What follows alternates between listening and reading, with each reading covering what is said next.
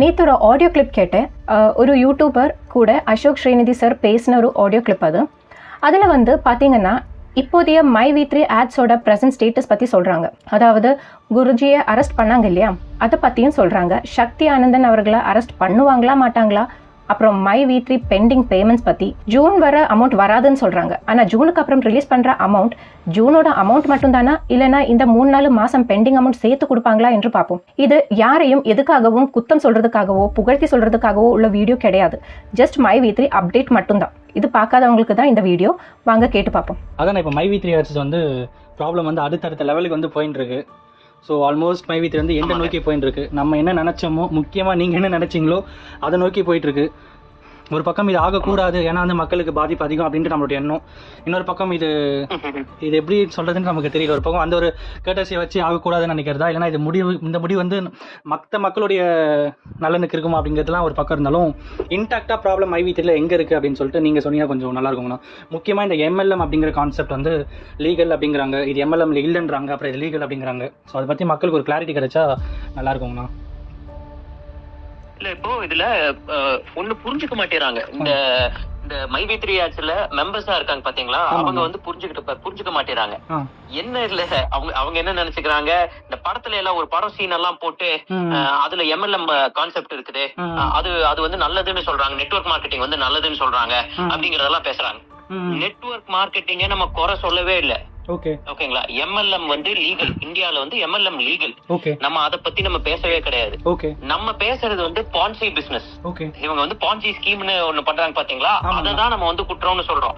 அந்த பான்சி ஸ்கீம்ங்கிறது என்ன அப்படின்னா, நம்ம வந்து காசை வந்து இவங்க வந்து ஒருத்தங்க கிட்ட இருந்து வாங்கிடுவாங்க, அதுக்கப்புறம் அவங்களுக்கு கீழே ஆட்களை சேர்த்தணும், அந்த காசை எடுத்து மேல இருக்கவங்களுக்கு மணி சர்க்குலேஷன் பண்ணிட்டு இருப்பாங்க. ஓகேங்களா, அதுதான் இங்க நடந்துகிட்டு இருக்கு. இதுதான் தப்புன்னு நம்ம சொல்றோம். ஓகேங்களா, அதுக்காக தான் money circulation prize chit and money circulation ஆக்ட்ல இப்ப வந்து வழக்கு போட்டு அது வந்து இப்ப விசாரணை நடந்துகிட்டு இருக்கு. போலீஸ் வந்து குவைட்டா இருக்கிறாங்க, பெயில்ல விட்டுட்டாங்க அப்படின்னா அதுக்கு பின்னாடி ஏகப்பட்ட வேலை வந்து போலீஸ் வந்து செஞ்சுக்கிட்டு இருக்காங்க. ஓகேங்களா, ஒரு ஃபைன் டே பாத்தீங்கன்னா எல்லாத்தையுமே அரெஸ்ட் பண்ணுவாங்க. அதாவது இதுல யார் யார் சம்பந்தப்பட்டிருக்காங்களோ அது எல்லாத்தையுமே வந்து அரெஸ்ட் பண்ணுவாங்க. ஓகேங்களா, பொன்சி ஸ்கீம் தாங்க இல்லீகல் இந்தியால. ஆனா மை-வி3 பொன்சி ஸ்கீமை எம்எல்எம் ஸ்கீம் மாதிரி காமிச்சிட்டு இருக்காங்க. அது ப்ராப்ளம்ஸ் கிரியேட் ஆக சான்ஸ் இருக்கு. நெக்ஸ்ட் 50-60 லட்சம் பேர் மை-வி3 ஜாயின் பண்ணிருக்காங்க என்று கேள்விப்பட்டோம். ஆனால் இவர் சொல்றது அது ஒரு ஹைப் கொடுக்க மட்டும்தான். மொத்தமா பார்த்தா 2 லட்சம் மெம்பர்ஸ் தான் காசு போட்டது. வேற 5-6 லட்சம் பெரும் பேசிக் மெம்பர் தான். இதில் ஒரு முக்கியமான ஒரு விஷயம் என்னென்னா, இப்போ நிறைய பேருக்கு தெரியல அப்படின்னும் போது, இப்போ தமிழ்நாட்டில் ஆல்மோஸ்ட் பாப்புலேஷன் வந்து ஒரு அதில் 10% பாப்புலேஷன் வந்து எங்கள் இதிலே இருக்காங்க, அவங்களுடைய வாழ்வாதாரமே மை-வி3 நம்பி தான் இருக்குது அப்படின்னு ஒரு பக்கம் சொல்கிறாங்க. ஸோ அதை பற்றி நீங்கள் என்ன சொல்கிறீங்க? அதில் போய் அது ஆல்மோஸ்ட் 60 லட்சம் பேர் வந்து சொல்லிட்டு இருக்கோம்ல, 60 லட்சம்ங்கிறது ஒரு ஹைப் கிரியேட் பண்றதுக்கு. இப்போ அரசியல் கட்சிகள் பாத்தீங்கன்னு வச்சுக்கோங்களேன், தமிழ்நாட்டுல பெரிய கட்சிகள் பாத்தீங்கன்னா ஏடிஎம்கே டிஎம்கே வந்து பெரிய கட்சிகள். ஓகேங்களா, அவங்க வந்து என்ன சொல்லுவாங்கன்னா, எங்களுக்கு வந்து 1.5 கோடி உறுப்பினர்கள் இருக்காங்க, 2 கோடி உறுப்பினர்கள் இருப்பாங்க அப்படின்னு சொல்லி பேசுவாங்க. ஓகேங்களா, ஓட்டு போடுறது வேற, உறுப்பினர்களா இருக்கிறது வேற. அது எதுக்காக அந்த அத்தனை பேர் வந்து நீங்க இப்ப அதிமுக திரும்ப திரும்ப சொல்லிட்டே இருப்பாங்க, 2 கோடி மக்கள் இயக்கம் அப்படி இப்படின்னு சொல்லிட்டு. அது ரீசன் என்ன அப்படின்னா, அது ஒரு ஹைப் கிரியேட் பண்றது. அதுல உள்ள இருக்கிற மெம்பர்ஸுக்கு வந்து ஒரு நம்ம கூட 2 கோடி பேர் இருக்காங்களா அப்படின்ட்டு ஒரு சைக்காலஜிக்கலா அதை வந்து அவங்க வந்து அப்படி நினைச்சுக்குவாங்க. அதே மாதிரிதான் இப்ப இந்த கம்பெனி வந்து முழுக்க வந்து 60 லட்சம் பேர் இருக்காங்க, 60 லட்சம் பேர் இருக்காங்க அப்படின்னு சொல்லி காமிக்கிறாங்க. பட் அது ஆக்சுவல் ஃபேக்ட் கிடையாது. அது போய், அது முற்றிலும் போய். நான் ஒன்னொன்னும் சொல்லிட்டு இருக்கிறது, நான் 6 மாசத்துக்கு முன்னாடி இருந்து சொல்லிட்டு இருக்கிறது ஒன்னொன்னா நடந்துகிட்டு வருது. இதுவும் நடக்க போகுது. ஓகேங்களா, நான் 60 லட்சம் பேர் இல்ல, நீங்க மொத்தமா 2 லட்சம் பேர் தான் வந்து அந்த கிரவுண்ட் மெம்பர்ஸ் 2 லட்சத்துக்கு உள்ளதான் இருக்கிறீங்க அப்படின்னு நான் சொல்றேன். பிளஸ் இந்த பிஎம்ல வந்து ஒரு 5-7 லட்சம் பேர் இருக்கிறாங்க. மொத்தமாவே வந்து ஒரு 8 லட்சம் பேர் தான் இதுக்குள்ள காசு போட்டிருக்கிறது. பிஎம் வந்து நம்ம கணக்கிலே வச்சுக்க முடியாது, அவங்க வெறும் 360 ரூபா தான். ஆனா இந்த 30,000, இந்த 1,20,000, 60,000 இந்த மாதிரி மேசிவ் பெரிய காசு கட்டி இருக்கிறது வெறும் 2 லட்சத்துக்கு உள்ளதான். ஓகேங்களா, சோ இவங்க சொல்றதெல்லாம் பொய் கணக்கு. அது திரும்ப திரும்ப இவங்க சொல்லிட்டு இருக்காங்க. எதுக்குன்னா ஒரு ஹைப் காமிக்கிறதுக்காக. அதெல்லாம் பொய். ஓகே, கவர்மெண்ட் சைடுல எப்போ கிளாரிஃபிகேஷன் கொடுப்பாங்க இத பத்தி? ஒரு கிளாரிஃபிகேஷன்லாம் இல்ல. ஒரு நிமிஷம், கவர்மெண்ட் சரி எந்த எம்எல்எம் ஸ்கீமுக்கு வந்து அவங்க கிளாரிஃபிகேஷன் கொடுத்திருக்காங்க? இல்ல, இப்போ ஐஎஃப்எஸ் அப்படிங்க வரும்போது ஆரோத்ரா அதெல்லாம் பாத்தீங்கன்னா இது வந்து ஒரு ஸ்கேம் அப்படின்னு சொல்லிட்டு முடிஞ்சதுக்கு அப்புறம் முடிஞ்சது. அந்த மாதிரி கவர்மெண்ட் சைடுல இங்க ஏதாவது அட்வான்ஸ்? இப்போ நீங்க ஒரு இன்டர்வியூல சொல்லிருந்தீங்க, கவர்மெண்ட் இப்போ ஒரு மதுரையில வந்து ஹைகோர்ட் பெஞ்ச் வந்து ஏன் வாலண்டியரா கேஸ் எடுக்க மாட்டேங்கிறீங்க அப்படின்னு கேட்கும்போது அந்த மாதிரி வழியில ஏதாவது விஷயங்கள் இருக்குங்களா இதுல இன்வால்வ் பண்ணி உங்களுக்கு கேட்கறது? அதெல்லாம் சொல்லவே மாட்டாங்க. போலீஸ் வந்து வந்து பேட்டி கொடுத்துட்டு இருக்கிறதுக்கு அந்த அளவுக்குலாம் இது பெரிய பெரிய விஷயம் எல்லாம் கிடையாது. முதல் முறையா பிரிவென்ஷன் ஆங்கிள் நடவடிக்கை எடுக்கிறாங்க. அததான் வந்து நான் சொல்லியிருந்தேன். மதுரை ஹைகோர்ட்ல வந்து ஒரு புகழேந்தின்னு சொல்லிட்டு ஜஸ்டிஸ் புகழேந்தி சார் வந்து மாண்புமிகு மரியாதைக்குரிய ஜஸ்டிஸ் புகழேந்தி சார் ஒரு தீர்ப்புல வந்து சொல்லியிருக்காரு. 25 வருஷம் ஆச்சு இந்த சட்டம் வந்து டான்பிட் ஆக்ட் வந்து 25 வருஷம் ஆச்சு. ஆனா இந்த இஓடபிள்யூ ஆபீஸ் டிபார்ட்மெண்ட் பாத்தீங்கன்னா, அதாவது பொருளாதார குற்றப்பிரிவு அதிகாரிகள் பாத்தீங்கன்னா ஒரு முறை கூட பிரிவென்ஷன் ஆங்கிள் ஸ்டெப் எடுக்கல. இது வந்து அவர் வந்து ஆர்டர்ல சொல்றாரு, அதாவது ஒரு ஜட்ஜ்மெண்ட்ல வந்து சொல்றாரு, கண்டிப்பா அரசாங்கம் வந்து இஓடபிள்யூ ஆபீசர்ஸ்க்கு வந்து கைட் பண்ணி பிரிவென்ஷன் ஆங்கிள் ஸ்டெப் எடுக்கணும். இந்த பிரிவென்ஷன் ஆங்கிள் எடுக்க வேண்டியதும் அவங்க கடமை அப்படின்னு சொல்லிட்டு ஜஸ்டிஸ் புகழேந்தி சார் சொல்லியிருக்காரு. எவ்வளவு சூப்பரான ஜட்ஜ்மெண்ட் பாருங்க. இப்ப அதுதான் நடந்துட்டு இருக்குது. காவல்துறை அதுதான் பண்ணிட்டு இருக்காங்க. அவங்க சூப்பரா வேலை செஞ்சுட்டு இருக்காங்க. அதெல்லாம் மாற்று கருத்து எல்லாம் நல்லா பண்ணிட்டு இருக்காங்க. கவர்மெண்ட் இத பத்தி என்ன சொல்றாங்கன்னு பாப்போம். கவர்மெண்ட் மைவி3 கிட்ட கேவைசி அப்டேட் பண்ண சொன்னது உண்மையா? என்ன டூல் இவங்க யூஸ் பண்றாங்க, மக்களுடைய நம்பிக்கையை ஏர்ன் பண்றதுக்கு என்ன டூல், என்னென்ன கைண்ட் ஆஃப் டூல்? இப்போ என்ன பொறுத்தவரைக்கும் எப்படின்னு பாத்தீங்கன்னா, இவங்களும் ஒரு எம்ப்ளாய்டு பீப்புள்ஸை வச்சு அவங்க மைவி3 சப்போர்ட் பண்ற மாதிரி ஒரு விஷயம் இருக்கு. இவங்களே பெய்டு சப்போர்ட்டர்ஸ் ஒரு பக்கம் வைக்கிறாங்க. அந்த மாதிரி வேற பெய்டெல்லாம் இல்லைங்க. அதாவது அதுல அவங்க பல அனுபவிச்சிருக்காங்க பாத்தீங்களா. ஒரு மோசடின்னு, அதாவது இந்த மாதிரி பாஞ்சி ஸ்கீம்ல ஃபர்ஸ்ட் லேயர், அதாவது ஃபர்ஸ்ட் ஜாயின் பண்றாங்க பாத்தீங்களா, அவங்க எல்லாம் பெனிஃபிட் அனுபவிச்சிருப்பாங்க. சோ அவங்கள விட்டு மண்டை கழுவிட்டு இருக்காங்க. அதாவது மித்த உறுப்பினர்களை இப்போ இந்த காசு பேமெண்ட் ஸ்டாப் பண்ணது கூட அது வந்து கவர்மெண்ட் தான் கேவைசி போட சொல்லி இருக்கு. அது இதுன்னு சொல்லிட்டு எல்லாம் வந்து 2 மாசத்துல வந்து உங்களுக்கு திருப்பி காசு வர ஆரம்பிச்சிரும். இந்த 2 மாசம் நீங்க பல்ல கடிச்சிட்டீங்கன்னா வாழ்க்கை ஃபுல்லா உங்களுக்கு வந்து காசு வரும் அப்படின்னு சொல்றதெல்லாம் யாரு அப்படின்னா அந்த ஃபர்ஸ்ட் லேயர் மக்கள் தான். 1 லட்சம் போட்டு 10 லட்சம் சம்பாதிச்சிருப்பான், 1 லட்சம் போட்டு 8 லட்சம் சம்பாதிச்சிருப்பான். அவனுக்கு எந்த வித லாஸும் கிடையாது. அவன் தான் இப்ப வந்து எல்லாம் கழுவிட்டு இருக்கான். அவனுக்கு என்னன்னா இப்போ நம்ம வந்து இதை அவனுக்கு தெரியும் இது வந்து தப்பு, இங்க வந்து எங்கேயோ ஏதோ ஒரு தப்பு நடக்குது அப்படிங்கிறது தெரியும். ஆனா அவன் காசு வாங்கிட்டான் இல்லைங்க, அந்த காசுக்காக வந்து அவன் வந்து வேலை செஞ்சுட்டு இருக்கான். ஒவ்வொருத்தரும் வந்துட்டு அவன் கீழே இருக்கிற ஆட்களை வந்து மண்டையை கழுவிட்டு இருக்கான். ஓகேங்களா, இது இன்னும் எவ்வளவு நாள் பண்ணிட முடியும்? இன்னும் 2 மாசம் தானேங்க, 2 மாசம் தானே. குருஜியோட போலீஸ் சர்டிபிகேட் பிடிச்சாச்சு, அதுக்கு தண்டனை 467 ஐபிசி. முதல்ல இவங்க எப்படி மண்டை கழுவிட்டு இருந்தாங்கன்னா, எங்க கம்பெனி வந்து எங்க நிறுவனர் வந்து 5 டாக்டர் பட்டம் வாங்கியிருக்காங்க, அது எல்லாத்தையுமே உடைச்சிட்டோங்களா? கண்டிப்பா அன்னைக்கே சொன்னேன், அதாவது வீடியோலயே சொன்னேன், இது டாக்டர் பட்டம் இந்த பிம்பம் கிரியேட் பண்ணிக்கிறதெல்லாம் உடைக்கணும் அப்படின்னு சொல்லிட்டு அது எல்லாமே சொன்னேன். 6 மாசத்துக்கு முன்னாடி நான் புகார் கொடுக்கும் போது நம்ம இந்த நிறுவனம் போய் இது பாஞ்சி ஸ்கீம் நடத்திட்டு இருக்காங்க அப்படின்னு சொல்லும் போது என்ன வந்து பேசுவாங்கன்னா, உங்களுக்கு தெரியுமா எங்க நிறுவனர் வந்து 5 கௌரவ டாக்டர் பட்டம் வாங்கியிருக்காரு, இது சிறந்த நிறுவனம் சொல்லிட்டு கவர்னரே வந்து மனு கொடுத்து இது அவார்டு கொடுத்திருக்காங்க. இப்ப அது எல்லாத்தையுமே உடைச்சாச்சு. நம்ம என்ன பண்ணோம், கௌரவ டாக்டர் பட்டம் பொய்ன்னு சொன்னோம். அந்தால அன்பார்னு சொல்லிட்டு ஒரு யூடியூப் சேனல் எடுத்துட்டு வந்து நம்ம கௌரவ டாக்டர் பட்டம் பத்தி பேசணும். அவரு வந்து PhD இது அது வந்து படிச்சு ரிசர்ச் பண்ணி நீங்க ஒரு தீசிஸ் சப்மிட் பண்ணி வாங்குறதா PhD, அதுல டாக்டரேட் பட்டம். அதை கொண்டு வந்து காமிக்கிறாரு. எப்படி மக்களை கன்ஃபியூஸ் பண்ணாரு பாத்தீங்களா? கன்ஃபியூஸ் பண்ணிட்டு அதை காமிச்சாரு. போலீஸ் என்ன பண்ணிட்டாங்க, அது உண்மையா போலீஸ் வந்து என்ன பண்ணாங்கன்னா அது உண்மையான்னு செக் பண்ணாங்க, அதே பொய். ஓகேங்களா, அதுல பியூட்டி என்னன்னா A1 வந்து விஜயராகவன், A2 யாரு தெரியுங்களா, அந்த CA ரவி, வி ஹெர்பலோட ஓனர். அதாவது வி ஹெர்பல்ல இருந்து தான் மருந்து தயாரிச்சு சித்வா அனுப்புறாங்க. அதாவது விஜயராகவனோட கம்பெனிக்கு, விஜயராகவன் கம்பெனி வந்து மைவி3 அனுப்புது. ஓகேங்களா, விக்கிறாங்க. இப்போ மாட்டி இருக்கிறது இல்ல, A2 மாட்டி இருக்கிறது வந்து CA Ravi. CA Ravi arrest பண்றதுக்கு கடலூருக்கு போயாச்சு போலீஸ். ஆனா வந்து CA ரவி வந்து தலைமறைவு. இது ஒண்ணு முடிஞ்சதுங்களா? அப்ப அந்த டாக்டர் பட்டம் எல்லாம் பொய்ன்னு ப்ரூவ் பண்ணியாச்சு. அந்த யூனிசெஃப்ல டாக்டர் பட்டம் வாங்கியிருக்காங்க, மலேசியாவோட குளோபல் பீஸ் யூனிவர்சிட்டியில வாங்கியிருக்காங்க. அது அப்படி ஒரு யூனிவர்சிட்டியே கிடையாது. யூனிசெஃப் வந்து அவங்க தனியா வந்து சென்ட்ரல் கவர்மெண்ட் ஏஜென்சி வச்சு இன்வெஸ்டிகேஷன் பண்ணிட்டு இருக்காங்க. சோ அதுலயும் மாட்ட போறாங்க பின்னாடி. ஓகேங்களா, இதெல்லாம் ஒரு சைடு. இந்த டாக்டர் பட்டம் போலின்னு சொல்லியாச்சு. இன்னொன்னு என்னன்னா, BSS அவார்டு கொடுத்திருக்குதுன்னு சொல்லிட்டு இருந்தாங்க, சிறந்த கம்பெனி அப்படின்னு சொல்லிட்டு. BSS வந்து இப்ப அவங்களோட வெப்சைட்லயே வந்து ஸ்க்ரோல். ஓகே, சோ அப்போ நம்ம வந்து டாக்டர் பட்டம் எல்லாம் போலின்னு வந்து ப்ரூவ் பண்ணியாச்சு. ஒண்ணு.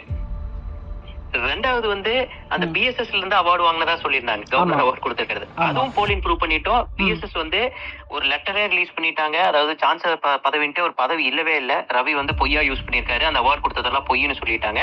அவங்களோட வெப்சைட்ல நீங்க போய் பாருங்க, ஸ்க்ராலிங்ல போட்டிருப்பாங்க சான்சலர் பதவியே இல்ல அப்படின்னு சொல்லிட்டு அவங்க வெப்சைட்லயே வந்து போட்டிருக்காங்க. சோ அதுவும் உடைச்சாச்சு. சோ இவங்களோடது எல்லாமே பொய்ன்னு சொல்லிட்டு இருக்கோம். கம்பெனி வந்து இது பாஞ்சி ஸ்கீம்னு உறுதியாயிரும், அது ஒரு பிரச்சனை இல்ல. இன்னொரு விஷயம் வந்து சத்யானந்த் வந்து பினாமி விஜயராக வந்து அது மாஸ்டர் மைண்ட்னு சொல்லிட்டு இருக்கிறோம். அதுக்கு நாங்க கடந்த ஒரு வருஷத்துல போன வருஷம் மட்டும் அவர் 50 கோடிக்கு மேல சொத்து வந்து மதுரையில வாங்கியிருக்காரு. இதுக்கு முன்னாடி அவர் வீடியோல என்ன சொல்லியிருந்தாரு, நான் எல்லா தொழிலும் லாஸ், இதுக்கு முன்னாடி செஞ்சதெல்லாம் லாஸ்ங்கிறாரு. V3 லாஸ், போகர் லாஸ், எல்லாம் லாஸ். அப்ப இந்த பணம் எங்க இருந்து வந்தது? 50 கோடி. 50 கோடிக்கு மேல அந்த இடத்தோடது எல்லாத்தையுமே நாங்க வந்து எடுத்து ட்விட்டர்ல நான் போட்டுக்கேன் பாருங்க. 20 இடம் டிரைவர் பேர்ல வாங்கியிருக்காரு, இடம் டிரைவரோட ஒய்ஃப் பேர்ல வாங்கியிருக்காரு, என்னென்னமோ. அதெல்லாம் டிரைவருக்கு ஒரு வேளை நான் கிஃப்டா கொடுத்தேன் அப்படின்ட்டு சொல்லுவாரோ அப்படின்னு கேக்குறேன். ஏன்னா அவர் வந்து தமிழ்நாடு ஃபுல்லா இந்தியா ஃபுல்லா சாப்பாடு ஃப்ரீயா கொடுக்கணும்னு சொல்லிட்டு இருக்காரு. நான் டிரைவர் கொடுத்தேன் என்ன வேணாலும் சொல்லுவாரு. அது மாதிரி அந்த மதுரையில மட்டும் நாங்க இப்ப வந்து இவ்வளவு சொத்து எடுத்திருக்கோம். அது இல்லாம தோட்டம் துறவுன்ட்டு எங்கெங்கயோ வாங்கி போட்டிருக்காங்க. அதெல்லாம் வந்து அடுத்தடுத்த பகுதி 3 பகுதியா ரிலீஸ் பண்ணிருக்கிறேன். இனி அடுத்த பகுதியா அதுவும் போட்டு அது நம்ம எங்கெங்க நம்ம வந்து கம்ப்ளைண்ட் கொடுக்கணுமோ அது நம்ம கொடுத்துருக்கோம். அதுவும் அடுத்த ஸ்டெப் வரும். இப்ப அரெஸ்ட் ஆகி உள்ள இருக்காரு இல்லைங்க, அதுல 4 செக்ஷன் அரெஸ்ட் ஆயிருக்கிறதா நம்ம பேசியிருந்தோம். நம்ம வந்து நான் சொல்லியிருந்தேன். இப்ப அதுல போலீஸ் இன்னொரு செக்ஷன் 467 இன்க்ளூட் பண்ணிருக்காங்க. IPC 467. அந்த 467 பாத்தீங்கன்னா அதுக்கு ஒரு பனிஷ்மெண்ட் வந்து 10 வருஷம். ஓகேங்களா? சோ தீவிரமாயிட்டு தான் போயிட்டு இருக்குதோ தவிர்த்து குறைய கிடையாது. இப்ப 467 எதுக்கு அந்த செக்ஷன் வந்து அதான் ஃபோர்ஜரி டாக்குமெண்ட்ஸ் வந்து ஃபோர்ஜரி டாக்குமெண்ட்ஸை வச்சு அதை வச்சு பணம் காசு பண்றதுக்கான வேலைகள் எல்லாம் பண்ணியிருக்காரு அப்படிங்கறது அந்த 467 IPC 467. அதுக்கும் இப்ப வந்து செக்ஷன் ஆட் பண்ணிருக்காங்க, எஃப்ஐஆர்ல வந்து ஆட் பண்ணிருக்காங்க. ஓகே. சோ இதெல்லாம் நடந்துட்டு இருக்குது. MyV3 ஆட்ஸ் பேமெண்ட் இஷ்யூ நடந்துட்டு இருக்கு. இது KYC-னாலயா இல்ல எலெக்ஷனாலயா? இப்போ ஒரு கதை, இந்த KYC இப்போ பேமெண்ட் ஸ்டாப் பண்ணிட்டாங்க. பேமெண்ட் ஏன் ஸ்டாப் பண்ணிருக்காங்க? KYC எங்களுக்கு வந்து தேவைப்படுது அப்படின்னா அப்புறம் எலெக்ஷனுக்காக நாங்கள் வந்து ஸ்டாப் பண்ணியிருக்கோம் அப்படின்ற மாதிரி இன்னைக்கு கூட நான் வீடியோவில் அதுதான் கேட்டிருந்தேன். அப்படி பார்த்தா கேஷ்பேக் ஆஃபர் யூடியூப்ல பே பண்ணாங்க, அதெல்லாம் விட்டு உங்களுடைய இதுதான் மானிட்டர் பண்ணுவாங்களா அப்படின்னு? அதெல்லாம் ஒண்ணுமே இல்லைங்க, அதெல்லாம் ஒண்ணுமே இல்லை. என்ன உண்மை என்னன்னு நாங்க சொல்றோம். உண்மை என்னன்னா இவங்க வந்து 2 லட்சம் பேர்த்துக்கிட்ட இருந்து 2000 கோடி காசை வாங்கி அந்த மணி சர்க்குலேஷன் அந்த காசை தான் எடுத்து கொடுத்துட்டு இருந்தாங்க. யோசிச்சு பாருங்க. பொருள் இப்பதான் இவங்க லான்ச்சே பண்ணிருந்தாங்க. போன வருஷம் 10வது மாசம் தான் லான்ச் பண்றாங்க. பொருள் ஒண்ணும் பெருசா சேல்ஸ் எல்லாம் நடக்க கிடையாது. ஓகேங்களா? அப்ப அந்த நிறுவனத்துக்கு பணம் வர கிடையாது. விளம்பரம் வந்து கொடுத்திருப்பாங்க அப்படின்னு பார்த்தா விளம்பரம் யாரும் வந்து இந்த கம்பெனி கொடுக்க கிடையாது. அப்ப விளம்பரத்துல இருந்து காசு வரல. அப்ப எங்க இந்த பணத்தை காசு கொடுத்திருக்காங்க? விளம்பரமும் இல்ல, பொருளும் பெருசா விக்கல. அப்ப காசு எங்க இருந்து கொடுத்திருக்காங்க? உங்ககிட்ட நீங்க வந்து உங்ககிட்ட காசு வாங்குறாங்க பாத்தீங்களா, இந்த டெபாசிட் வாங்குறாங்க பாத்தீங்களா, அததான் வந்து எல்லாத்துக்கும் பிரிச்சு கொடுத்துட்டு இருக்காங்க. இதுதான் மணி சர்க்குலேஷன் ஆக்ட். ஓகேங்களா? அதுக்கு தான் வழக்கு பதிவு செஞ்சிருக்காங்க. இப்ப என்ன ஆயிருச்சு, இப்ப கொஞ்சம் பின்னாடி நோக்கி போய் பாருங்க. எதுக்காக வந்து சத்யானந்த் போய் கமிஷனர் ஆபீஸ்ல யூடியூபர்ஸ் மேல கம்ப்ளைண்ட் கொடுக்க போனாரு? ஏன்னா இவங்க எல்லாம் பேசுறதுனால இந்த புதுசா ஜாயின் பண்றவங்க வந்து குறைஞ்சிட்டாங்க. புதுசா ஆட்கள் வந்தா மட்டும்தான் காசு உங்களுக்கு கொடுக்கவே முடியும். இப்ப புதுசா ஆட்கள் வர்றது குறைஞ்சுக்கிட்டாங்கன்னா எப்படி காசு கொடுப்பாங்க? அது ₹1 ₹2 இல்ல. ஓகேங்களா? இப்போ நாங்க சொல்றோம் 2 லட்சம் பேர் கிரவுண்ட் மெம்பர்ஸ் இருக்கிறாங்கன்ட்டு. 2 லட்சம் பேருக்கு 10,000 ரூபாய் கொடுத்தாங்கன்னா எவ்வளவு காசு வேணும்னு நினைக்கிறீங்க? ஒரு மாசத்துக்கு வெறும் 10,000 ரூபாய் கொடுத்தா எவ்வளவு காசு வேணுங்க? ஒரு மாசத்துக்கு 200 கோடி. கால்குலேட் பண்ணிக்கோங்க. 2 லட்சம் பேருக்கு 10 ரூபா கொடுத்தா, ₹1 கொடுத்தா 2 லட்சம் வேணும். 2 லட்சம் பேருக்கு 10 ரூபா கொடுத்தா 20 லட்சம் வேணும். அப்புறம் 100 ரூபா கொடுத்தா 2 கோடி, அப்புறம் 20 கோடி, அப்புறம் 10,000 கொடுத்தீங்கன்னா உங்களுக்கு வந்து நீங்க வந்து 200 கோடி தேவை. 200 கோடி இப்ப எங்க இருக்குது? இப்ப இத்தனை மாசம் இப்ப கொடுத்துட்டு இருந்தாங்க இல்லைங்க. அது போக இவங்களும் வந்து தாராளமா எக்கச்சக்க செலவு, சொத்து எங்கெங்கயோ வாங்கி குவிச்சது. இப்ப எல்லாம் அந்த காசெல்லாம் போக இவங்க கிட்ட இப்ப காசு கிடையாது, நிறுவனத்துக்கிட்ட பெரிய காசு கிடையாது. அதனாலதான் இந்த KYC அந்த பிரச்சனை, இந்த பிரச்சனை, எலெக்ஷன். ஏங்க எலெக்ஷனுக்காக அப்ப எல்லா நிறுவனமும் மூடிட்டு போனா ரிலையன்ஸ் எல்லாம் எத்தனை இந்தியா ஃபுல்லா ஆட்கள் வச்ச கம்பெனி அவெல்லாம் மூடிட்டு போயிடும். இந்த MyV3 ஆட்ஸ் பேரில் சப்போர்ட் பண்ணி வந்த கொஞ்சம் யூடியூபர் இருக்காங்க. அவர் வந்து வெறும் முகம் கூட காமிக்காம ஜஸ்ட் வாய்ஸ் ஓவர் மட்டும் தான் போடுறாங்க. அவரெல்லாம் வந்து டாப் லைன் மெம்பர்ஸ். அவர் ஆல்ரெடி நிறைய லாபத்தை எடுத்தவங்க. டவுன்லைன் மெம்பர்ஸை பிரெயின் வாஷ் பண்ணாதானே அவருக்கு கமிஷன் கிடைக்கும். டவுன்லைன் மெம்பர்ஸ் சேர்ந்தா மட்டும் போதும், அவருக்கு பேமெண்ட் கிடைக்குதே இல்லை என்று அவருக்கு தெரிய வேண்டியதில்லை. நான் அதுதான் கேட்குறேன். இவங்க சோ அத நம்பறதுக்குன்னு ஒரு கூட்டம் இருக்கு, நம்ப வைக்கிறதுக்கு ஒரு கூட்டம் இருக்கு. எக்ஸாக்ட்லி, அதுதான் நம்ப வைக்கிறதுக்கு ஒரு கூட்டம் இருக்குது. அவனுக்குதான் இதுல சரியான ஃப்ராட். அதுல எவன் வந்து என்னென்ன பண்ணிட்டு இருக்காங்கன்னு நான் லிஸ்ட் எடுத்து வச்சுட்டு இருக்கோம். நான் இப்ப நான் சொல்றேன் இல்லைங்க, நான் இதனால மட்டும் நான் ஒண்ணு சொன்னேன். இந்த கேஸ் 6 மாசத்துக்கு முன்னாடி நான் முதல் கொடுக்கும்போது கேஸ் கண்டிப்பா போடுவாங்கன்னு சொன்னேன், போட்டாங்க. இந்த இது இந்த டாக்டர் பட்டத்துக்கு கேஸ் வாங்குவாங்க, இந்த சொத்துக்கு இப்ப கேஸ் வாங்குவாங்கன்னா அது எல்லாமே ஒவ்வொன்னா நடந்துகிட்டு இருக்குது. ஓகேங்களா, இந்த கம்பெனி காசு கொடுக்க முடியாம போகுன்னா எல்லாமே நடந்துட்டு இருக்கு. அடுத்து நான் சொல்றேங்க, இந்த வீடியோ 2-3 பேருக்கு வந்து லிஸ்ட் எடுத்து வச்சிருக்கோம். அவங்க மேல அவங்கல இந்த பட்ஸ் ஆக்ட்ல சட்டமே இருக்குது. இப்படி கம்பெனிக்காக ஹெல்ப் பண்ணி வீடியோ போட்டதுக்கு கண்டிப்பா பாருங்க, எக்ஸாம்பிள் சொல்றேன், V3 தோழமைகள் உறுதியா வந்து இந்த பட்ஸ் ஆக்ட்ல இந்த கேஸ்ல நான் ஜாயின் பண்ண வைப்பேன். கண்டிப்பா கல்பிரிட் இன்னைக்கு நான் சொல்றேன். ஓகே, இன்னைக்கு நான் சொல்றேன்னா இப்ப இந்த கேஸ்ல இன்டர்வீன் பெட்டிஷன் போட்டு விஜயராகவனோட பெயில் பெட்டிஷன்ல நான் இன்டர்வீன் பெட்டிஷன் போட்டு உள்ள போயிருக்கேன். 2 ரிட் வந்து ஹைகோர்ட்ல வந்து நாங்க ஃபைல் பண்ண போறோம். ஓகேங்களா, அடுத்த வாரம் வந்து 2 ரிட் வந்து ஃபைல் ஆகுது. ஓகேங்களாங்க. சோ அதே மாதிரி இப்ப நான் சொல்றேன், இந்த யூடியூபர்ஸ் எல்லாம் இந்த V3 தோழமைகள் இன்னொரு 3-4 பேர் இருக்கிறாங்க. இவங்க எல்லாம் இந்த ஆக்ட்ல இந்த எஃப்ஐஆர்ல உள்ள சேரலைன்னா நான் என்ன வேணாலும் பண்ணிக்கிறேன். இவ்வளவு பெருசா அதெல்லாம் வந்து ஒரு சின்ன விஷயம் மாதிரி கண்டிப்பா நீங்க பண்ணுவீங்க எனக்கு புரிஞ்சுக்கோங்க. இவ்வளவு பெருசா இழுத்துட்டு கொண்டு வந்து வச்சாச்சு, இவங்க எல்லாம் இது பண்றது கண்டிப்பா. ஏன்னா இவனுங்கனாலதான் எத்தனையோ பேர் ஏமாந்து இருக்கிறாங்க, எத்தனையோ பேர் இவனுக்கு கொடுத்த பேச்சுனாலதான் வந்து காசு கட்டி இருக்காங்க. இவங்க எல்லாம் கண்டிப்பா தண்டிக்கப்பட வேண்டிய ஆட்கள், கண்டிப்பா தண்டிக்கப்படுவாங்க. இப்போ காசு இல்ல. KYC அப்டேஷன் மற்றும் எலெக்ஷன் ஆனதுக்கு அப்புறம் ஃபுல் பெண்டிங் பேமெண்ட் டூல் பட ரிலீஸ் பண்ணுவாங்களா? KYCங்கிறது ஒரு மண்ணாங்கட்டி கிடையாது, எலெக்ஷன்ங்கிறது மண்ணாங்கட்டி கிடையாது. காசு இல்ல, இப்பவே காசு இல்ல அப்படின்னா இன்னும் 2 மாசம் கழிச்சுன்னா இந்த 2 மாசம் 200 கோடி ஆட் பண்ணோம்னா நாங்க வந்து பேசிக் அமௌண்ட் போட்டிருக்கோம் 10,000 ரூபான்ட்டு, சிலருக்கெல்லாம் 50,000 கொடுக்கணும். அப்படின்னா 200 கோடி எல்லாம் இருக்காது. ஒரு மாசத்துக்கு எக்கச்சக்கமான காசு உங்களுக்கு தேவை. அப்போ இது நம்ம பேசிக் 200 கோடி நம்ம போட்டாவே 2 மாசம் கழிச்சு 600 கோடி தேவை. 600 கோடி எங்க இவங்க கிட்ட இருக்குங்க இந்த நிறுவனத்திட்ட? சின்ன ஏதோ ஒரு 500 ரூபாய் 600 ரூபாய்ன்ற லெவல்ல அவங்க பிளான் பண்ணி பண்ற மாதிரி அவ்வளவுதான் முடிஞ்சதுங்க. அதுதான் இந்த கம்பெனி இஸ் க்ளோஸ்ட். புரியுதுங்களா? சக்தி ஆனந்தன் அவர்கள் அரெஸ்ட் ஆவாங்களா? இது இப்ப வந்து காரணம் சொல்லி இந்த 2-3 மாசம் டைம் வாங்குறாங்க. 2-3 மாசம் டைமுக்குள்ள இந்த கேஸ் வந்து ரொம்ப ஸ்ட்ராங் ஆகி இவங்களை அரெஸ்ட் பண்ணிடுவாங்க. இல்ல அவங்க எப்படி பண்றாங்கன்னா ஒரு பெரிய ப்ராசஸ் வந்து அப்படியே ஸ்லோ டவுனா ஹீல் பண்ணி அவங்க அதுல இருந்து எஸ்கேப் ஆக பிளான் பண்ற மாதிரி இருக்காங்கன்னா இது. ஆமா, இது நீ வந்து கவர்மெண்ட் மேல பழி போடுறது அதெல்லாம் பண்ணுவாங்க. அதெல்லாம் கவர்மெண்ட் கண்டுக்காது. கண்டிப்பாங்க. நேத்து நைட் நான் 1 மணி வரைக்கும் நான் ரெஃபர் பண்ணிட்டு இருக்கேன். ஜஸ்ட் லைக் தட் நம்ம ஒரு வீடியோ போடணும் அப்படின்ட்டு கிடையாது. நைட் நான் 1 மணி வரைக்கும் ரெஃபர் பண்ணிட்டு இருக்கேன். இதுல ஏதாவது செக்ஷன் இருக்கா இவர் சொல்றதுல அப்படின்னு பார்த்தா எதுவுமே கிடையாது. எல்லாமே போய் இப்ப இந்த KYC இந்த எலெக்ஷன்னால அதெல்லாமே போய் கவர்மெண்ட் வந்து இவங்களை வந்து இதெல்லாம் பண்ண சொல்லி இருக்கு அப்படின்னு சொல்லிட்டு இதெல்லாம் இப்படி போய் சொல்லிட்டு இருக்காங்க இல்லைங்க, இதெல்லாம் வந்து மாட்ட போறாங்க. இதெல்லாம் தப்பு, இதெல்லாம் பண்ணவே கூடாது. மைவித்ரில் பொருளை ஏன் இவ்வளவு விலைவாசிக்கு விற்கிறாங்க? எப்போ நான் ஒரு அரெஸ்ட் பண்ணுவாங்க திருப்பி செக்ஷன் சார் அரெஸ்ட் பண்றதுக்கு என்ன ஆப்ஷன் இருக்கா? சான்சஸ் பாருங்க, இப்ப வந்து என்னன்னா சான்சஸ் ஹை சான்சஸ்ங்க. இப்ப வந்து EOW பொருளாதார குற்றப்பிரிவுக்கு இது வந்து மாத்த சொல்லி CCBல இருந்து போயாச்சுங்க. ஓகேங்களா, இது ஒரு சின்ன கேஸ் எல்லாம் இல்ல. இது வந்து எங்க கட்சி தலைவர் வந்து ஒரு MP, ராஜ்யசபா MP, அவர் வந்து லெட்டர் கொடுத்திருக்காரு. இப்ப தீர்மானம் கொண்டு வந்திருக்காங்க, கொண்டு வந்திருக்காங்க. இதெல்லாம் வந்து ஒரு சின்ன விஷயம் எல்லாம் இல்ல. கவர்மெண்ட் இதெல்லாம் உட்காந்து வேடிக்கை பார்த்துட்டு இருக்காது. இந்த மாதிரி கேஸ் எல்லாம் உட்காந்து வேடிக்கை பார்த்துட்டு இருக்காது. என்ன ஆயிட்டாலும் இவங்க 2 பேர் வந்து இதுல கேஸ்ல வந்து உள்ள போவாங்க. 100%. அதுக்குள்ள இவரு என்ன தப்பிக்க சின்ன சந்தேகம் கூட வேணும். இவரு என்ன தப்பிக்க முடியுங்க? என்ன பண்ண முடியும்? இல்ல இப்ப என்ன லுக் அவுட் நோட்டீஸ் குடுக்குற வரைக்கும் தான் வந்து இதுவாக முடியும். நீங்க அதுக்குள்ள ஏதாவது அந்த இடத்துக்குலாம் நம்ம யோசிக்கலாம் தேவையில்லைங்க. அந்த இடத்துக்குலாம் யோசிக்க தேவையில்லை.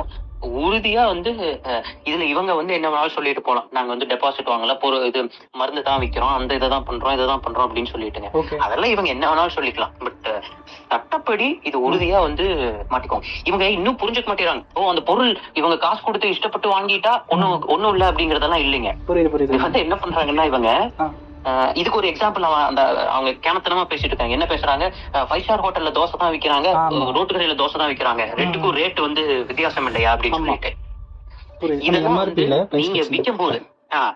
நீங்க விற்கும் போது நார்மல் செல்லிங்ல விற்கும் போது எந்த பிரச்சனையும் இல்ல. ஆனா இந்த MLM இந்த நெட்வொர்க்கிங்ல வந்து நீங்க வந்து டைரக்ட் செல்லிங் பண்ணும்போது அதுக்கு கைட்லைன்ஸ் இருக்கு. ஓகேங்களா? அது நீங்க ஒரு பொருளை வாங்கிட்டு அந்த பொருளை வந்து நீங்க அதிக விலைக்கு வச்செல்லாம் விற்க முடியாது. ஓகே. ஆர்எம்பி ஐபிஎல் ஒரு நிறுவனத்துக்கு மேல இடி வந்து இதே கொடுத்திருந்தாங்க, அதாவது பிரஸ் ரிலீஸே பண்ணியிருந்தாங்க. அந்த கம்பெனி என்ன பண்ணாங்கன்னா, ஒரு பொருளை இப்ப 100 ரூபா இருக்குன்னு அந்த பொருளை 40 ரூபாய்க்கு அந்த பொருளை வாங்கிட்டு 100 ரூபாய்க்கு அந்த பொருளை வித்து 60 ரூபால கொஞ்சம் அந்த லாபம் 60 ரூபா வருதுங்களா, அந்த 60 ரூபாய கொஞ்சம் மணி சர்க்குலேஷன் பண்ணிட்டு இவங்க ஆட்களுக்கு கொடுத்துக்கிட்டு மெம்பர்ஸுக்கு கொடுத்துட்டு கொஞ்சம் அவனும் காசு பதுக்கிட்டு இருந்தான். ஓகேங்களா? இத விசாரிச்சுக்கிட்டு போலீஸ் வந்து, அதாவது இடி வந்து பிரஸ் ரிலீஸ் பண்ணிருக்கு, இந்த மாதிரி எம்ஆர்பியோட நீ கம்மி ரேட்டுக்கு தர ரேட்டுக்கு வாங்கி நீ இப்படி பண்ண முடியாது, நெட்வொர்க் மார்க்கெட்டிங்ல பண்ண முடியாது அப்படின்னு சொல்லி பண்ணியிருந்தாங்க. அப்படின்னு பிரஸ் ரிலீஸே போட்டிருக்காங்க அந்த கேஸ்ல. இப்ப இந்த நிறுவனம் என்ன தெரியுங்களா பண்ணுது, 1800% ப்ராஃபிட் மார்ஜின்ல மைவி3 ஆட்ஸ் வந்து வித்துட்டு இருக்கான்.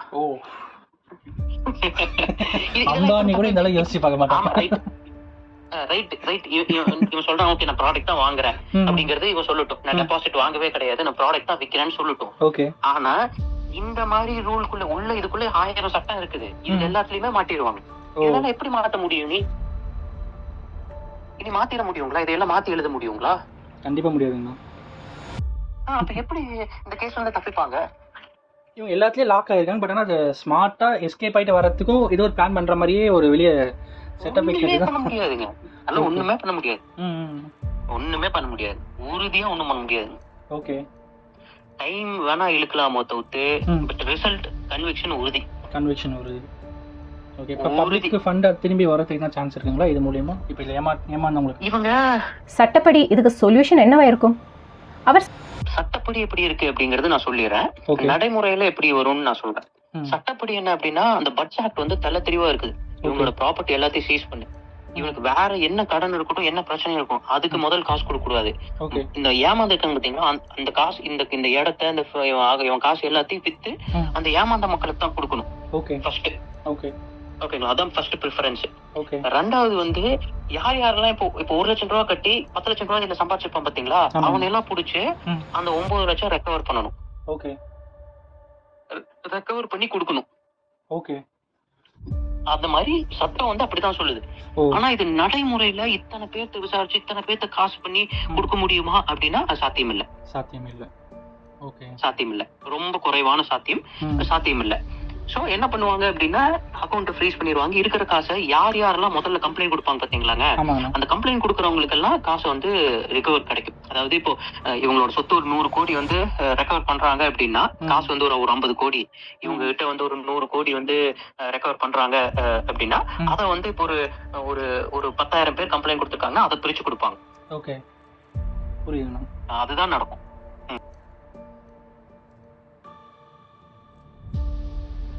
அதாவது முதல்ல கம்ப்ளைண்ட்ஸ் கொடுக்குற ஆளுங்களுக்கு தான் முதல் ப்ரியாரிட்டி, சான்ஸ் கூட காசு கிடைக்கிறதுக்கு அதிகம். அசோக் ஸ்ரீநிதி சார் அவர்கள் மைவி3 பத்தி எதுக்கு இவ்வளோ ஆர்வமா இருக்காங்க கேட்டு பார்ப்போம் வாங்க. சோ இதுதான் சாத்தியம். இது நம்ம எதுக்காக இவ்ளோ இதுல வந்து ஒர்க் பண்ணிருக்கோம்னா, அட்லீஸ்ட் ஒரு கேஸ் ஆச்சு இந்த பிரிவென்டிவ் ஆங்கிள் நடக்கட்டும். இனி ஒரு பயம் வரட்டும். இனி வந்து பிரிவென்டிவ் ஆங்கிள்லயும் கம்ப்ளைண்ட் கொடுத்து ஸ்டெப் எடுப்பாங்க அப்படிங்கிறது ஒரு பயம் வரட்டும். ஒரு கேள்விங்கண்ணா, இப்போ நிறைய பேர் இந்த மாதிரி போது வேடிக்கை பார்த்துட்டு போறவங்க நிறைய பேர் இருக்காங்க, பார்த்துட்டு இப்படி ஆயிடுச்சு அப்படின்னு சொல்லிட்டு ஃபீல் பண்ணிட்டு போறவங்க நிறைய பேர் இருக்காங்க. பட் இந்த மாதிரி ஆகக்கூடாதுன்னு சொல்லிட்டு ஸ்டெப் எடுக்கிறதுக்கு நீங்க முன்னாடி வரீங்க பாத்தீங்களா, அது உங்களுக்கு எதுல அவங்க இன்சிஸ்ட் பண்ணிச்சு அதை பண்ணணும் அப்படின்னு சொல்லிட்டு யாருமே யோசிக்காத ஒரு விஷயம், மக்களுக்காக ஒரு விஷயம் நீங்க எடுத்துட்டு வரீங்க. Apart from politics, apart from every thing, அந்த ஒரு ஹியூமனிட்டி ஆங்கிள் நீங்க எடுத்துட்டு வரீங்க பாத்தீங்களா, அங்க அது எப்படி உங்களுக்கு தோணுச்சு? அது நாங்க ஆக்சுவலா என்னன்னா, நாங்க பண்ண ஒர்க் எல்லாம் நீங்க பாக்கணும். போன வருஷம் மட்டும் ஒரு 6 மோசடி வெளிக்கொண்டு வந்திருக்கோம். 2019 இந்த மாதிரி ஸ்கேம்ஸே நிறைய வந்து நாங்க வந்து அரெஸ்ட் பண்ண வச்சிருக்கிறோம். வெளிநாட்டு வேலை வாய்ப்பு மோசடியை வந்து ஒரு 6 குரூப் வந்து அரெஸ்ட் பண்ண வச்சிருக்கோம். இந்த மாதிரி எக்கச்சக்கமான ஒர்க் பண்ணிருக்கிறோம்.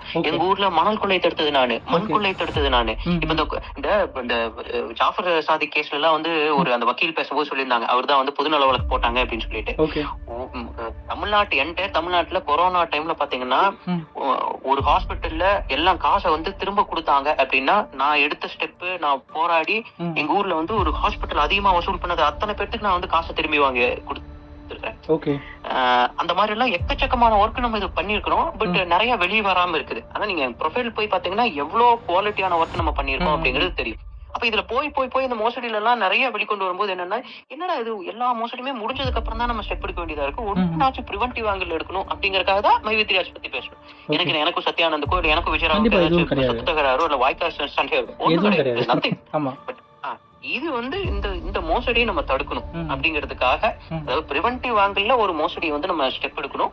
அதுவும் ஒரு பெரிய ஸ்கேல்ல இருக்கிறத எடுத்து பண்ணணும் அப்படிங்கறதுக்காக எடுத்து பண்ணிருக்கோம். Nothing more. அது தவிர்த்து இதுல ஏதோ அவங்க மேல பொறாமப்பட்டோ இல்ல அவனுக்கு எனக்கும் வாய்க்கா தகராறு இருந்து ஏதோ சொத்து தகராறு ஏதோ நத்திங், நோ ரிலேஷன்ஷிப். இது ஒரு மோசடிங்கிறதுனால நம்ம எடுத்து இந்த லத்துக்கு ஒர்க் பண்ணிருக்கோம். நிஜமா கிரேட். நான் இப்போ நம்ம யூடியூப்ல ஒரு அவேர்னஸ் கிரியேட் பண்றது ஒரு வழி பண்ணிடும். அது ஒரு ஈஸியான ஒரு வழியில் நம்ம போறோம். பட் ஒரு போலீஸ் ஸ்டேஷன் போயிட்டு மக்களுக்காக நீங்க மற்ற டிபார்ட்மெண்ட்ஸ் ஏறி இறங்கி நிறைய டிபார்ட்மெண்ட்ஸ்க்கு மெயில் அனுப்பிச்சு அந்த மெனக்கெட்டு நீங்க பண்றீங்க பாத்தீங்களா, அதெல்லாம் ஒரு நிஜமா பாராட்டத்தக்க வேண்டிய ஒரு விஷயம். நான் ஃபர்ஸ்ட் டைம் அதெல்லாம் பார்க்கும்போது எனக்கு அப்படியே தோணுச்சு. அப்போ உங்ககிட்ட பேசுறதுக்கான ஆப்பர்ச்சுனிட்டி எனக்கு கிடைக்கல. ஸோ அப்பவே உங்களுக்கு அதெல்லாம் உங்களுக்கு ஷேர் அப் பண்ணணும் அப்படின்ட்டு உங்களை பார்த்து நான் இன்ஸ்பயர் ஆகி இன்னும் நான் இதான் பண்ணணும் அப்படின்ட்டு தான் நான் யோசிச்சேன். அந்த ஒரு விஷயம் உங்களுக்கு ரொம்ப ரொம்ப பிடிச்சது. ஃபர்ஸ்ட் டைம் உங்ககிட்ட நான் பேசும்போது என்ன சொன்னேன்னா, உங்களுக்கு சப்ஸ்கிரைபர்ஸ் கம்மி, இன்னொரு நாள் நான் பேட்டி தரேன் அப்படின்னு சொல்லி. ஆனா அதுக்கப்புறம் ஏன் நான் இவ்வளவு இன்சிஸ்ட் பண்ணி நான் உங்ககிட்ட பேசணும்னு நினைச்சேன் அப்படின்னா, ரீசன் என்ன அப்படின்னா, தொடர்ந்து போட்டுட்டு இருக்கீங்க. ஓகேங்களா? அதாவது இது சலிக்காம இதுல இதுக்காக ஒர்க் பண்ணிருக்கீங்க. உங்களை திட்டுறாங்க பிடிக்கிறாங்கன்னாலும் அதை சகிச்சுக்கிட்டு ஒரு நல்ல விஷயம் பண்ணிட்டு இருக்கிறோம். மக்கள் இன்னைக்கு புரிஞ்சுக்கல, ஆனா நாளைக்கு 2 நாள் கழிச்சு புரிஞ்சுக்குவாங்க, ஒரு 10 மாசம் கழிச்சு புரிஞ்சுக்குவாங்கிறதுக்காக பண்றீங்க பாத்தீங்களா? அப்ப நான் இதை கண்டிப்பா அப்ரிஷியேட் பண்ணி ஆகணுங்கிறதுக்காக தான் நான் 100% உங்ககிட்ட பேசணும்னு நினைச்சிட்டு பேசுறேன். கண்டிப்பா உங்களுடைய எஃபர்ட்லயே நிறைய பேர் உங்களுடைய எஃபர்ட்லயே நிறைய பேர் ஃபர்ஸ்ட் கமெண்ட்ல திட்டுவாங்க உங்களை. பட் இப்போ ஒரு 50% உங்களை சப்போர்ட் பண்றவங்க வளர்ந்து வந்திருக்காங்க. சோ அதுவே இதெல்லாம் எனக்கு இதெல்லாம் எனக்கு தெரிஞ்சதுதான். நான் முன்னையே ஓகே முதல் 100% நம்மளை எதிர்ப்பாங்க, அப்புறம் அது 80 ஆகும், அப்புறம் 50 ஆகும், அப்புறம் 40 ஆகும், அப்புறம் 20 ஆகும், அப்புறம் எல்லாருமே நமக்கு சப்போர்ட் பண்ணுவாங்க. இது எனக்கு நல்லா தெரியும். இது காந்தி அந்த ஒரு கோட் சொல்லி இருப்பார் தெரியுங்களா? First they laugh at you. ஆமா, அந்த கோட் தான் இதுக்கெல்லாம் பெர்ஃபெக்ட் எக்ஸாம்பிள். கண்டிப்பா கண்டிப்பா. அது என்ன ஒரு கோட்டுங்க, அது பயங்கரமான ஒரு கோட்டு. வாழ்க்கையில உண்மையாலுமே அதை அனுபவிச்சு நான் அதை சொல்றேன். முதல்ல உங்களை பார்த்து சிரிப்பாங்க, அதுக்கப்புறம் இது பண்ணுவாங்க. அதெல்லாம் ரொம்ப உண்மையான விஷயம் இல்லைங்க. ஆமாண்ணா, கண்டிப்பா கிரேட் எஃபர்ட். ஆக்சுவலி உங்க சைட்ல இருந்து இதெல்லாம் ரொம்ப ரொம்ப கவர்மெண்ட் சைட்ல உங்களை அப்ரிஷியேட் பண்ணணும் அப்படின்ட்டு நான் ப்ரே பண்ணிக்கிறேங்கண்ணா. இந்த கேஸ் மக்களுக்கு நலனாகவும் ஒரு பக்கம் முடியணும் அப்படிங்கிறது எங்களுடைய விருப்பம். அண்ட் இதில் உங்களுக்கு ஒரு ரெக்கக்னேஷன் கவர்மெண்ட் சைட்லேருந்து கண்டிப்பாக வரணும் அப்படின்னு சொல்லிட்டு நான் உங்களுக்கு நான் கண்டிப்பாக ப்ரே பண்ணிக்கிறேன். டெஃபினட்டாக அமையும் அப்படின்ட்டு நம்ம இருக்கிறோம்ண்ணா. கண்டிப்பாக நன்றி. அப்படியே தூக்கி போடுங்க. கண்டிப்பா கண்டிப்பா ஆடியோ அப்படியே போடுங்க. ஷூர்ண்ணா. ஒரு லாஸ்ட் விஷயம் ஒரே ஒன்று அந்த கேட்கலாங்களா? ஓகே. இல்லை அந்த மை வி3 ஜுவல்ஸ்ன்னு சொல்லிட்டு நான் உங்களுக்கு கூட ஷேர் பண்ணியிருந்தேங்கண்ணா. இல்ல எவ்வளவு சிரிப்பா இருக்கு. வேற ஒரு மலையாளம் ப்ரொடக்ஷனுடைய லோகோவை இவங்க யூஸ் பண்ணி அதெல்லாம் செகண்டரி. அது எப்படின்னு சொல்றேங்க. இப்போ என்னன்னா, ஒவ்வொரு கட்சிக்குள்ளேயுமே பாத்தீங்கன்னா அந்த கட்சியில சில வேலைகள் செய்வாங்க, சில தொண்டர்கள் இருப்பாங்க. அது ஒரு சின்ன ஒரு ரெகக்னிஷன் கிடைக்கிறதுக்காக ஒரு 4 பேர் பார்த்து சூப்பர் அப்படின்ட்டு அந்த கட்சிக்காரங்க சொல்றதுக்காக என்ன பண்ணுவாங்கன்னா, ஏதோ ஒரு இந்த மாதிரி ஒரு சின்ன சின்ன விஷயங்கள் செய்வாங்க. ஓகேங்களா? நீங்க பாத்திருப்பீங்க, எங்காச்சும் ஒரு ஸ்டேடியம்ல போயிட்டு அவங்களோட கட்சி பிளாக் காமிக்கிறது, அது அந்த மாதிரிலாம் நிறைய பண்ணுவாங்க. பட் அதுல இருந்து என்ன யூஸ் அப்படின்னா ஒண்ணும் கிடையாது. அது மாதிரி ஒரு 2 பேர் பண்ணதை வச்சுக்கிட்டு அதை இவங்க உருட்டிட்டே இருப்பாங்க, எல்லாம் ஷேர் பண்ணிட்டு உருட்டிட்டு இருப்பாங்க. அதெல்லாம் நம்ம கண்டுக்கவே தேவையில்லை, அதெல்லாம் நம்ம பார்க்கவே தேவையில்லை. அதை பத்தி நம்ம பேசவே கூடாது. கண்டிப்பா. நான் ரொம்ப சிம்பிளா சொல்றேன் பாருங்க. மக்களேன்னு சொல்லிட்டு சில யூடியூபர்ஸ் பேசிட்டு இருக்காங்க. ஆமா, ஓகேங்களா? நான் கண்டுக்க கூட மாட்டேன். ஏன்னா ஒரே ஒரு இன்ஃபோ, அதுல ஒரு நாலேஜும் இல்ல, ஒரு கான்டாக்டும் கிடையாது. கண்டிப்பா எல்லாம் சும்மா அடிச்சு விடுறது, 0 கான்டாக்ட். இது நாள் மட்டும் சொன்னது ஒண்ணு கூட நடக்கல, ஒண்ணு கூட உண்மை இல்ல. ஓகேங்களா? அதெல்லாம் நான் கண்டுக்கவே மாட்டேன். நம்ம கண்டுக்கிட்டாதான் ஒரு பிரச்சனையே. கண்டுக்காம நம்ம கடந்து போயிடணும். நம்ம வேலையில நம்ம நேரத்தை காமிக்கணுங்க. கண்டிப்பா. ஓகேங்களா? நம்ம அந்த வேலையில காமிச்சோம்னா ரிசல்ட் நம்மளுக்கு தான் கிடைக்குங்க. பாருங்க, 2 மாசத்துல நம்ம சொன்னது எல்லாமே நடந்துட்டு இன்னும் 2 மாசத்துல சுத்தமா முடிஞ்சிடும். கண்டிப்பா. உங்களுடைய இந்த எஃபர்ட் எல்லாமே சக்சஸ் நோக்கி போகணும் அப்படின்னு சொல்லிட்டு என்னுடைய வாழ்த்துக்கள்னா. ரொம்ப நன்றி. தேங்க்யூ. பை.